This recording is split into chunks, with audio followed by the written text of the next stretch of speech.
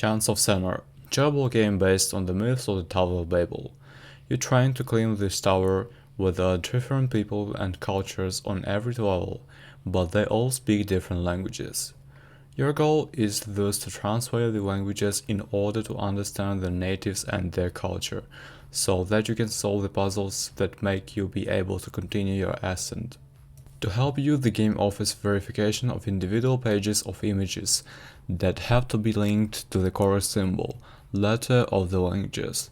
This is similar to such games as Return to the Obra Dinn and The Case of the Golden Idol. Compared to those games, though, I think this game allowed a bit too much trial and error where the game tells you the correct translations even though you might only have a vague idea about the correct translation. Don't expect a challenge like translating Tunic's language too. It is accessible to people who are not good in linguistics.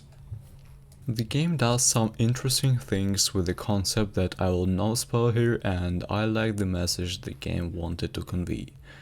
Ultimately though, I'd rate it slightly below Golden Idol and Obra Dinn.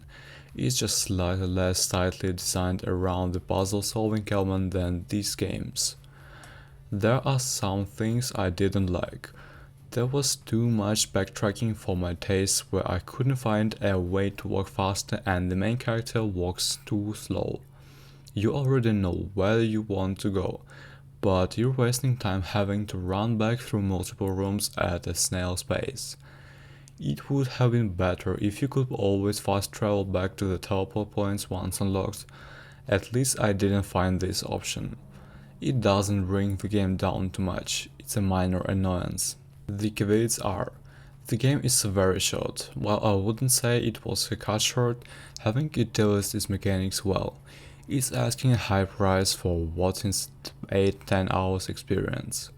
The process of learning the final language with the exception of the last few glyphs you learn, which presented in an awesome way, is rather underwhelming compared to the variety of situations, play, eavesdropping, experimentation, cooperation, questions, signage, even theater, in which you learn the others. I assume that this is to ensure that you can understand dialogue instructions for the final part of the story. The game's complexity difficulty caps out at the very low end. One could say this is an upside in terms of accessibility, but don't play this looking for a challenge.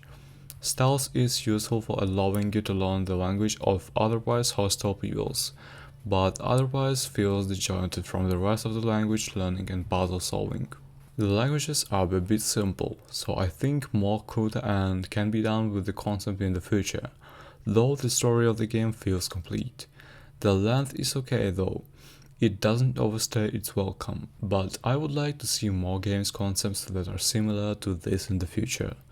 Still, I really enjoy the game, and I recommend it to fans detective puzzles like Return of the Obra Dinn and The Case of the Golden Idol.